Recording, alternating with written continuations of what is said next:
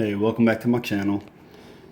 This is an old cold steel machete that I actually took the black off of. Try to see if it'll pick up okay. It's kind of low light right now. Letting the lights heat up overhead. So anyway, yeah, I've put it through its paces by far. I use machetes a whole lot more, believe it or not, than fixed blades, and I use my folders more than my fixed blades. I'm not a bushcrafter, but I love fixed blades. Anyway, you got a couple little spots of rust. There's one, and if it'll focus, there's some little spots, and then there's a big spot there. Anyway, and then down here. So what I'm gonna do, and then along the blade edge, what I'm gonna do is I'm gonna blue this with the super blue that you get at Academy, or I don't know if Walmart sells it or not, but I've done a previous video to those of you who haven't seen any of my videos. This is the cold steel 24-inch Latin machete, and you know, it's not real thick or anything, but it's awesome for I think it's 2 millimeters.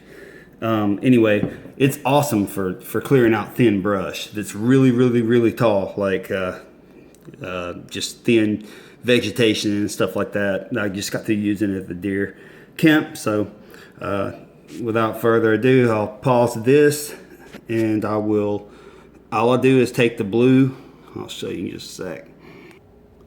Okay, there it is, Birchwood Casey. I've shown it before, super blue, liquid gun blue. It's a gun blue, but you know, it works really good on some high carbon steel, and this cold steel machete that I'm talking about is 1055. After you finish, you've got 30 seconds after you do it, you've got about 30 seconds. You don't want to over oxidize your steel, because what you're doing is you're creating a rust. Everybody knows that has read or listened to anything on YouTube. You're creating, and you're oxidizing the steel, so it's creating like a rust so that it won't rust, if that makes sense.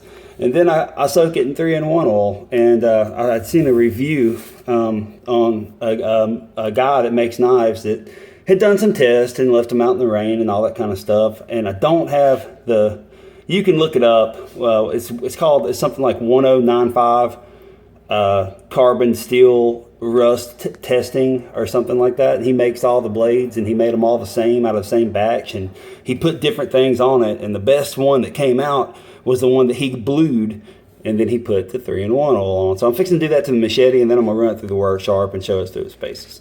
Okay, bear with me. Okay, so I don't have my camera light on. Sorry, this is another dark part of the kitchen. I'm in the kitchen. You can see where it actually blued the edge of the blade here. Let me get out of the light, maybe it'll pick up here. But it didn't do a whole lot to the blade itself, which I don't really give a crap, because it's like $20 machete. This is just for fun. I thought I'd be able to, thought it would take it better, but I think the reason it didn't is because I've put so many different oils on this thing since I stripped the black off. I didn't just strip it off. I'm gonna rephrase that. It's been a couple of weeks, but anyway, you know, some of the blade took it. You know, I think that it was already pretty much protected a whole lot. I thought I had all the oil off, but anyway, it's supposed to come out about like this here at the end, and it goes into the grain structure. And I had done a Moore knife that looks really good, and you can see right here on the edge is pretty beat up, you know, of course, where you usually chop with. But anyway, okay, so basically I'm going to sharpen it before I apply the oil, because for some reason the blue, when you blue your edge and you blue the whole knife, if you touch the edge, it actually does, I don't know if it creates burrs in the edge or what, but I've noticed that it's not as sharp after you use it, which I needed to sharpen this one anyway. So just a minute and we'll start that.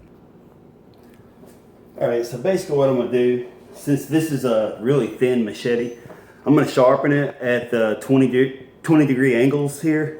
And sorry if you can't see my face, and really I don't care, but it's not part of the video. I just put the medium grit belt. This is the original WorkSharp. I'm gonna go ahead and put on the kitchen grinder. People have asked me before, why are you using the kitchen, you know, guard instead of the outdoor guard? Well, it's because it puts a 20 degree edge instead of a 25 degree edge.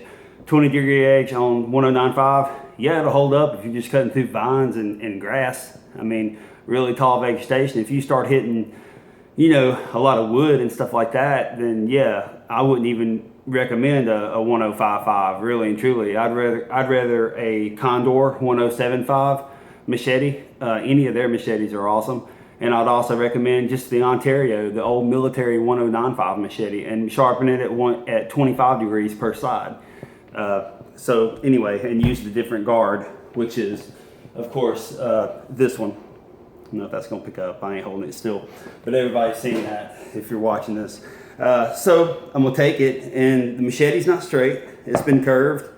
I've beat the hell out of it. It's old. So you know, I should be wearing a mask. I'm just gonna cover up my face here because you do get a bunch in your nose.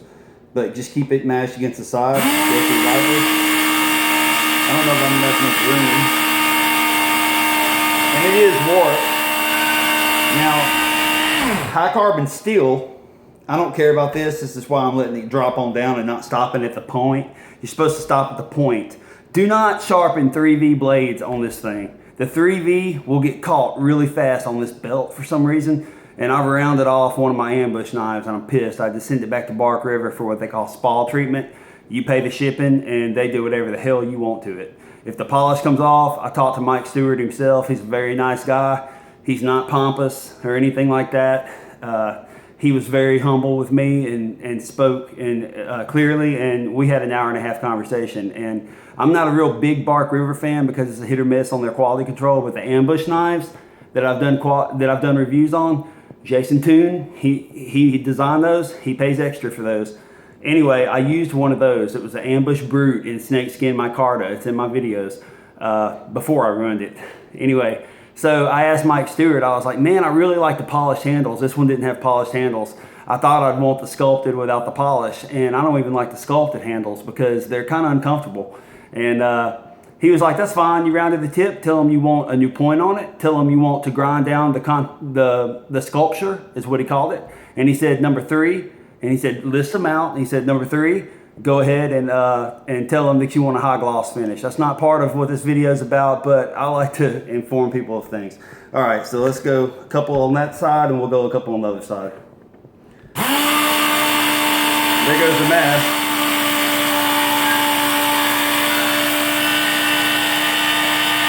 I'll try to stop on the tip just for craps and giggles. Supposed to be 2 inches per second.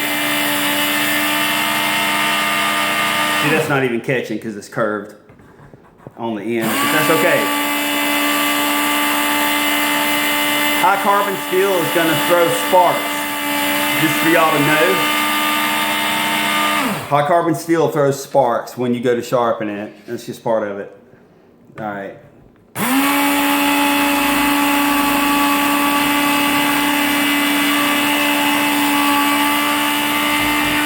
And what I may do after this is just go ahead and blue it anyway. And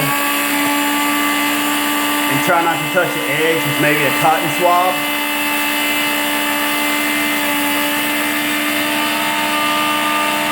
You're not supposed to lift up on the handle, but I'm really trying to get this edge right here. If you can pick that up.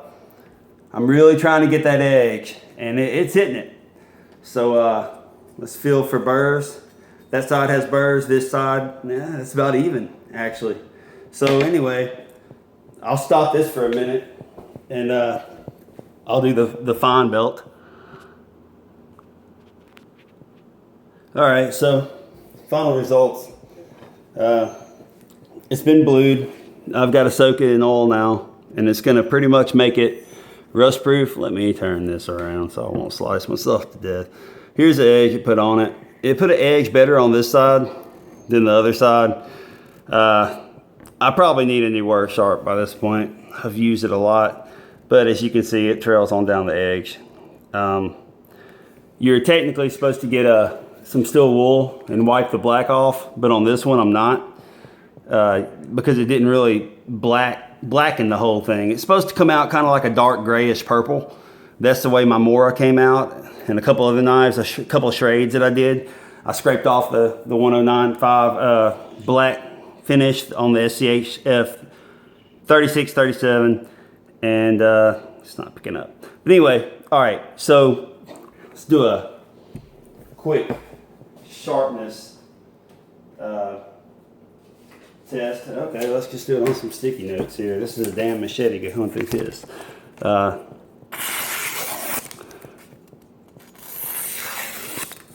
mean, you know, if that's not a working edge, I don't know what is. It's a machete. Come on. It's not a pocket knife.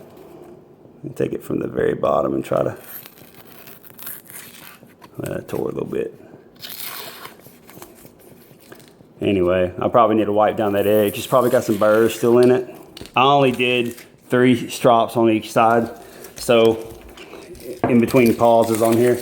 So anyway, it's supposed to come out looking like this, and it's already looking like this. As far as the steel being going from a more silvery metallic look to a dark look, this already had it. So I guess it was just so old that the black kind of embedded into the steel already.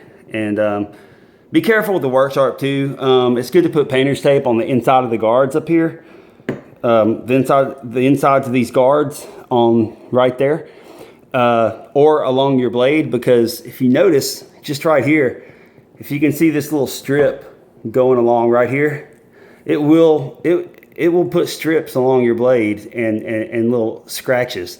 I'm not really sure what's up with that, but that's one of my qualms with the WorkSharp, and I've used it less and less lately. In fact, I'm only using it now for machetes or really cheap fixed blades. So anyway, thanks for watching. I got another one coming up soon. God bless.